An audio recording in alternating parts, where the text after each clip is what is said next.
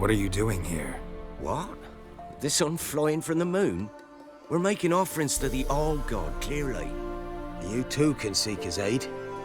Bless if you've got fitting offerings. He scorned ours, then cursed the old village. The All-God, you call him. First I've heard. Is some new deity? Nay, 'tis ancient, revered by our forefathers. They say it were like this. Roslav of Oriton came here to gather brushwood. Suddenly, for no reason, a bush burst into flame. Then, Roslav heard a voice from the ground, demanding offerings and obedience.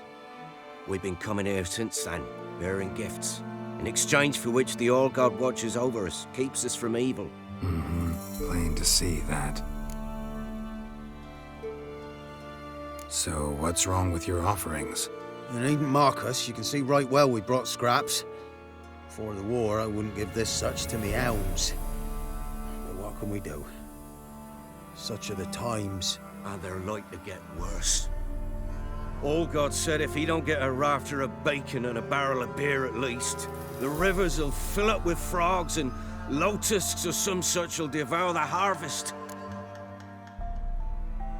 I could intercede on your behalf with this All-God of yours. Got a feeling we'd come to an understanding. Well, I suppose it can't hurt to try. To speak with him, you've to stand before the altar and cry out, "All God, help a poor wretch in need." Who knows, he might just listen to a foreigner.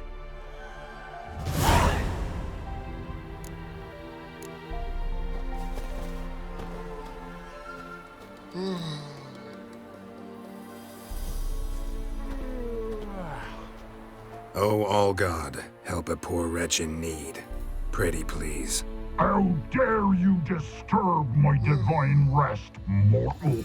I dare disturb it because I want your divine self to lift the, curse you cast.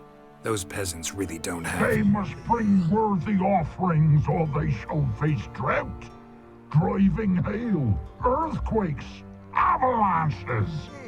I have spoken. Avalanches? Here? Huh. How would that work? No answer from the All-God. Fine. We can finish our conversation when I find him. Voice came from underground.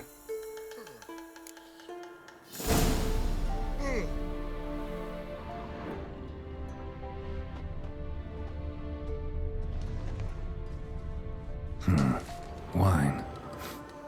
Or more like vinegar. Someone drank it anyway. Could follow the scent.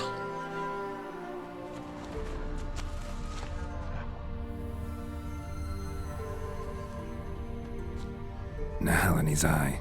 Ought to use it.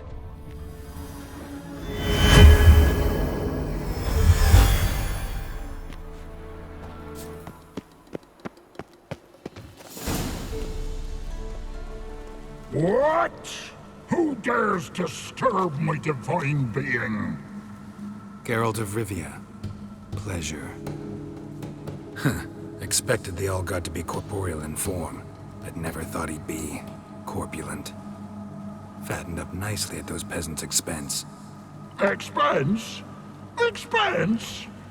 Not a word about the help I give in return.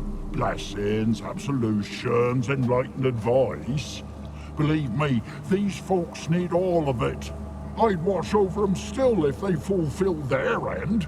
But lately they offer these pathetic scraps. That they steal from the mouths of their children, and to make matters worse, you cast a curse on them. And I'll not lift it till they bring me worthy offerings. I'm to settle for curds and whey? Not a chance. And you can tell them that.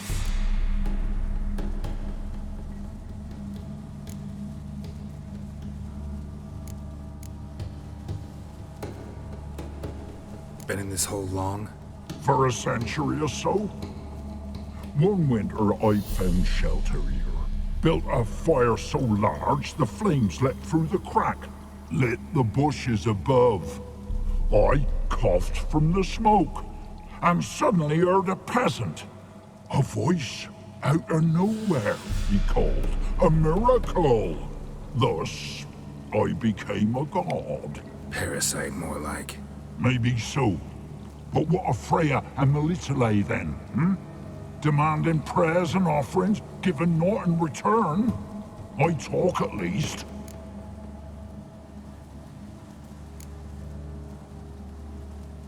Listen here, lard-ass. You're gonna be satisfied with what you get, or I'll feed you to the ravens. Plowing reformers. No, fine, fine. I'll sup more modestly. But just till the end of the war, not one day longer.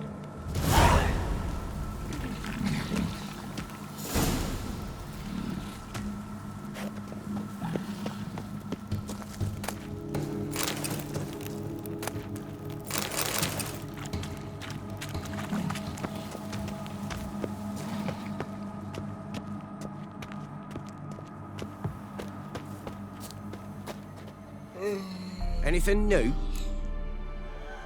Talk to your old god, face to face. And will he show us mercy? He will.